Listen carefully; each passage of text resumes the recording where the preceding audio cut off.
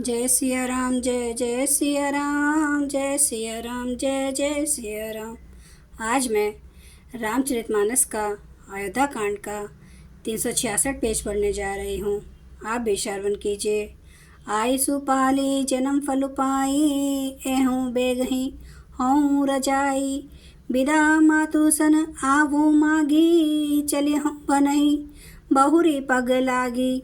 आपकी आज्ञा पालन करके और जन्म का फल पाकर मैं जल्दी ही लौट आऊँगा।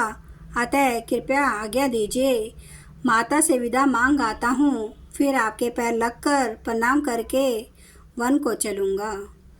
अस कहीं राम गवनु तब कीना, भूप शोक बस उतरो न दीना। नगर व्यापी गई बात सुती छी, छुअत चढ़ी जनु सब तन बिछी।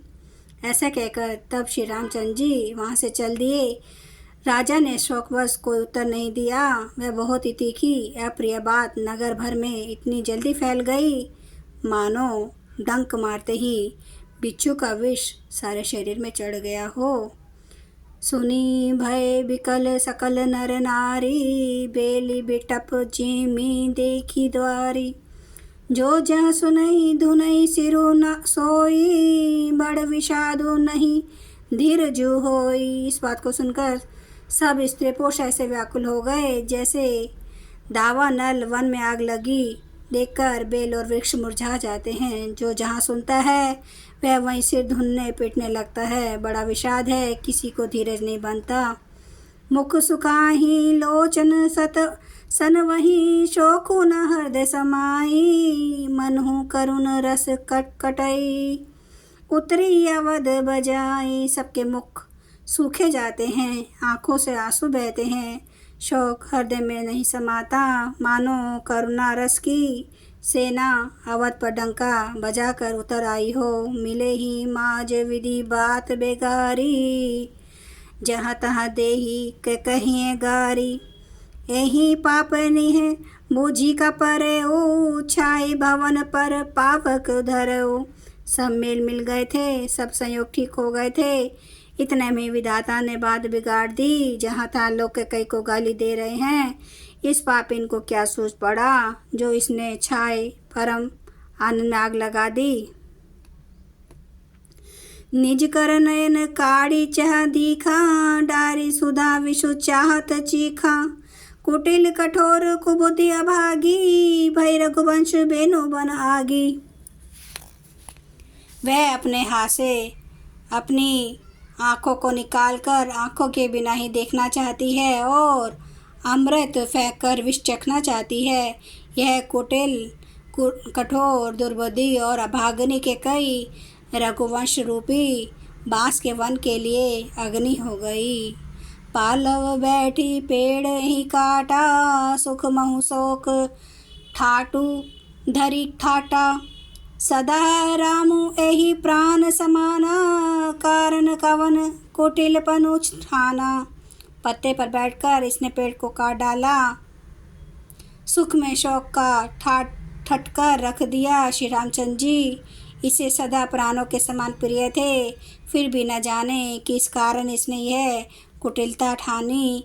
सत्य कहीं कभी नारी स्वभाव, सब विधि अगो अगाध दुराऊं। निज प्रतिबिंबो बरकु गही जाई, जानी न जाई नारी गति भाई। कवि सत्य ही कहते हैं कि स्त्री का स्वभाव सब प्रकार से पकड़ में न आने योग्य अथाह और भेद भरा होता है। अपनी परछाई भले ही पकड़ जाए, पर भाई स्त्रियों की गति चाल नहीं जानी जाती। कहा न पावको जारी सक का, ना समुद्र समाई। का न करे अबला प्रबल, के ही जग कालू न खाई। आग क्या नहीं जला सकती, समुद्र में क्या नहीं समा सकता।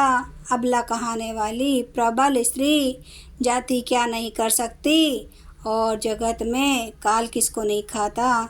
का सुनाई विधि कहा सुनावा, का देखाई चह कहा देखावा। एक कहीं भल भूप न कीन्हा, बरु विचारी नहीं कुमति ही दीना। विधाता ने क्या सुनाकर क्या सुना दिया। और क्या दिखाकर अब यह क्या दिखलाना चाहता है। एक कहते हैं कि राजा ने अच्छा नहीं किया, दुर्बुद्धि के कई को विचार कर वर नहीं दिया। जो हठी भयूं सकल दुख भाजनु, अबला बिबस ज्ञानु गुनु ना गा जनु। एक धर्म परिमिति पहचाने, नृपहि दोषु नहीं देही सियाने। जो हट करके कैकेयी की बात को पूरा करने में अड़े रहकर स्वयं सब दुखों के पात्र हो गए। स्त्री के विशेष वश होने के कारण मानो उनका ज्ञान और गुण जाता रहा। एक दूसरे जो धर्म की मर्यादा को जानते हैं और सियाने हैं, वे राजा को दोष नहीं देते। सिबी दगीची हरिचंद कहानी, एक एक सन कहीं बखानी। एक भरत कर सम्मत कहीं, एक उदास भाई सुनी रहे। वे शिवी दगीची और हरिश्चंद्र की कथा एक दूसरे से बखान कर कहते हैं।